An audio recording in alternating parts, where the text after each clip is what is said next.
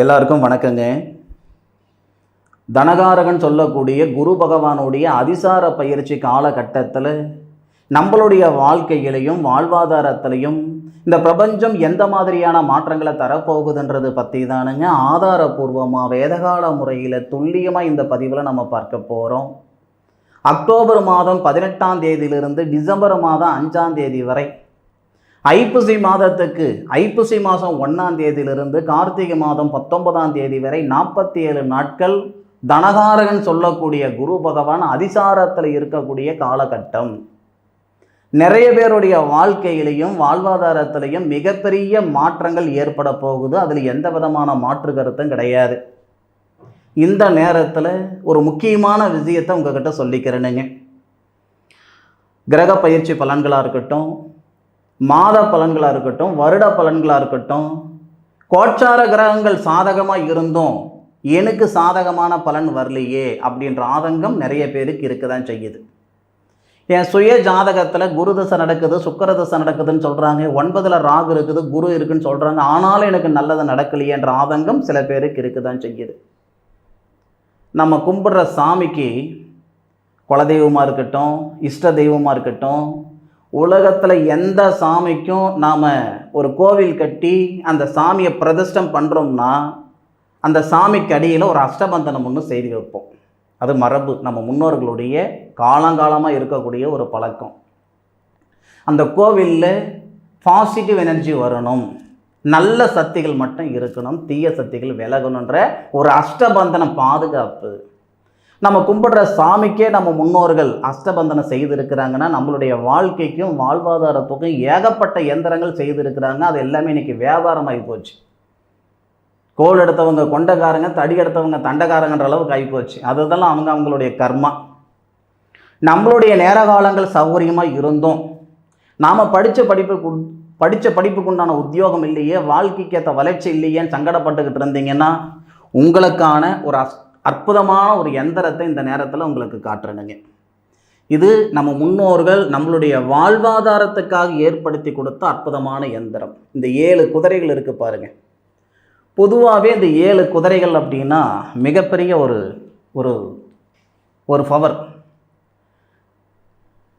நம்ம உடம்பில் இருக்கக்கூடிய சக்கரங்கள்ல இருந்து துவரங்கள்ல இருந்து 7 பிறவைகள் பார்த்தீங்கன்னா 7, உலக அதிசயங்கள் பார்த்தீங்கன்னா 7, இந்தியாவில் இருக்கிற அதிசயங்கள் பார்த்தீங்கன்னா 7, கிரகங்கள் இந்த ராகு கேது கழிச்சு 7, நாட்கள் பார்த்தீங்கன்னா 7, வானவில் பார்த்தீங்கன்னா 7, சப்தங்கள் 7, ஸ்வரங்கள் 7, திருக்குறள் பார்த்தீங்கன்னா 330, அதனுடைய எண்ணிக்கை பார்த்தீங்கன்னா 7. இந்த 7ஆம் நம்பர் அப்படின்றது மிகப்பெரிய ஒரு பாசிட்டிவான ஒரு விஷயம். அதுக்காக தான் நம்ம முன்னோர்கள் அந்த 7 குதிரைகள் இடமிருந்து வலம் போகிற மாதிரி ஒரு தத்ரூபமான ஒரு படத்தை வரைஞ்சி சக்கரங்கள் அமைச்சு கொடுத்தாங்க. இது ஒவ்வொரு ராசிக்கு எப்படி எடுத்துக்கிடணும் அப்படின்னா, இப்போ ஒரு எந்திரம் இந்த மாதிரி செஞ்சு வச்சுட்டு எல்லாருக்கும் செட் ஆகிடுமா? அப்படி செட் ஆகாது. இப்போ மேசராசியில் பிறந்திருக்கிறீங்களா, இது காமன். இந்த குதிரைகள்ன்றது காமன். மேசராசியில் பிறந்திருக்கிறீங்களா, இந்த எண்டில் மேச ராசியாதிபதி செவ்வாவுடைய சக்கரம் வரணும். முதல்ல தான் நல்லா இருக்கணும், அதன் பிறகு தனம் தொழில் வளர்ச்சி நல்லா இருக்கணுமா. இந்த கடைசிக்கு வந்து மேசராசிக்கு தொழில் ஸ்தானாதிபதி யார்? சனி பகவானுடைய எந்திரங்கிட்ட வரணும். மேசராசிக்கு 2வது பாவகத்துக்கு சுக்கிரன் தனஸ்தானாதிபதி எந்திரம் இங்கிட்டு வரணும். மன வாழ்க்கை திருமணஸ்தானாதிபதி சுக்கிரன் அவருடைய எந்திரம் இங்கிட்டு வரணும். இந்த மாதிரி 4 எந்திரங்கள் வந்து சென்ட்ரலில் வந்து அந்த குதிரைகள் அமைப்பு வரைஞ்சி மேலே உங்களுடைய குலதெய்வம் பேர் போட்டு, அதன் பிறகு நம்மளுடைய சமூகம்னு ஒன்று இருக்குது. இப்போ நான் வந்து நாயுடு அப்படின்னா என்னுடைய குலதெய்வம், அது என்னுடைய தொழில் அப்படின்னா அந்த தொழில் உண்டான விஷயங்கள். இந்த மாதிரி துல்லியமாக ஒரு வழிமுறைகள் செய்து ஒரு எந்திரம் செய்து வச்சு உங்களுடைய வாழ்வாதாரத்தை தொடங்கினீங்கன்னா 100% மிகப்பெரிய வளர்ச்சியை கொடுக்கும். நேர காலங்கள் நமக்கு எல்லா நேரத்துலையும் சப்போர்ட்டாக தானே இருக்குது, பயன்படுத்திக்கிறதுல தான் இருக்குது. இப்போ குரு பகவானுடைய அதிசார பயிற்சி பலன்கள் ரொம்ப துல்லியமாக ரொம்ப விரிவாக ஆதாரபூர்வமாக சொல்கிறேனுங்க. ஒவ்வொரு ராசிக்கு உண்டான பலன் சொல்கிறேனுங்க. அதில் முதல் ராசி நம்ம பார்க்கக்கூடியது ரிஷப ராசியில் பிறந்தவங்களுக்கு உண்டான குரு பகவானுடைய அதிசார பயிற்சி பலன் தானுங்க இந்த பதிவில் நம்ம பார்க்க போகிறோம். ரிஷப ராசியில் பிறந்தவங்களுக்கு குரு பகவான் லாபஸ்தானாதிபதி, மூன்றாவது பாவகன் சொல்லக்கூடிய தைரியஸ்தானத்தில் உச்ச நிலையில் வந்து உங்களுடைய ராசிக்கு 7வது பாவகன் சொல்லக்கூடிய திருமணஸ்தானத்தை பார்க்கிறார். கணவன் மனைவிக்குள்ளே இருக்கக்கூடிய கருத்து வேறுபாடாக இருக்கட்டும், காதலர்களுக்கு இடையிலே இருக்கக்கூடிய கருத்து வேறுபாடுகளாக இருக்கட்டும், இந்த நேரத்தில் 100% சரியாகும்.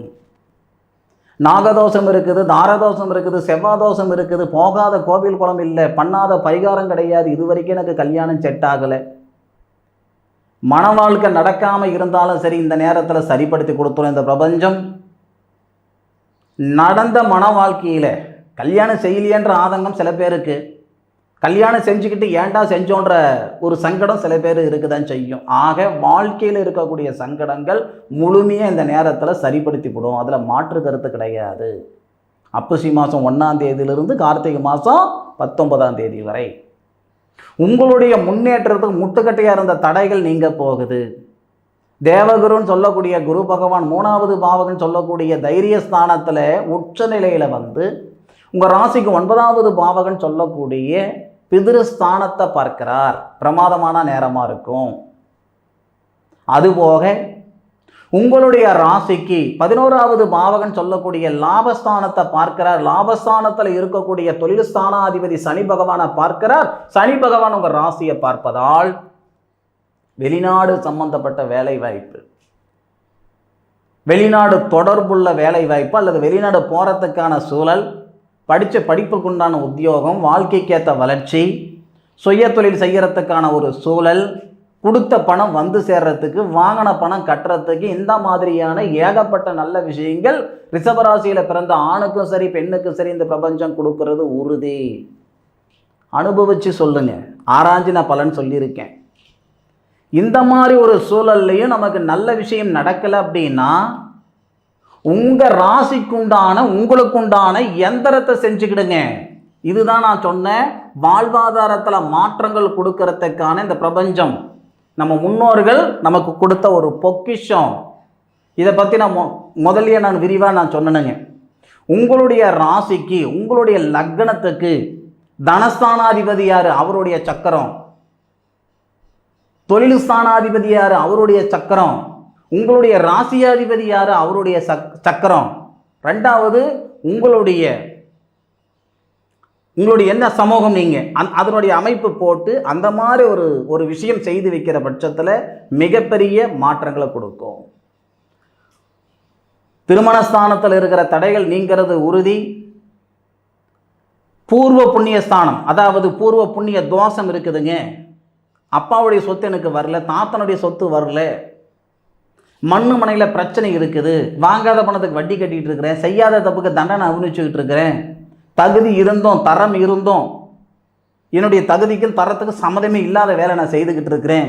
இந்த மாதிரியான மன அழுத்தமெல்லாம் நீங்கக்கூடிய அற்புதமான நேரமையா வரக்கூடிய அக்டோபர் மாதம் 18 தேதியிலிருந்து 47 நாட்கள். தயவு செய்து காற்றடிக்கும் போது தூற்றிக்கிடணும்னு சொல்லுவாங்க, வயசு இருக்கும்போது வாழ்ந்துக்கிடணும்னு சொல்லுவாங்க. இந்த நேர காலங்கள் ரிஷபராசியில் பிறந்த உங்களுடைய நேர காலங்கள் அனுபவிச்சுக்கோங்க. ஆராய்ச்சி பலன் சொல்லியிருக்கிறேன், அனுபவித்து நீங்கள் அதன் பிறகு எனக்கு சொல்லுங்கள். இந்த பதிவு ரிஷபராசியில் பிறந்த உங்களுக்கு பயனுள்ள பதிவாக இருக்கு நான் மனசார நம்புகிறேன். மீண்டும் அடுத்த ஒரு அற்புதமான தருணத்தில் உங்கள் அனைவரையும் சந்திக்கும் வரை உங்களிடமிருந்து விடைபெறுவது உங்கள் வீட்டு ஜோதிட நண்பனான மா காளிதாஸ் மணிகண்டன். திருச்சிற்றம்பலம். வாழ்க வையகம், வாழ்க வளமுடன்.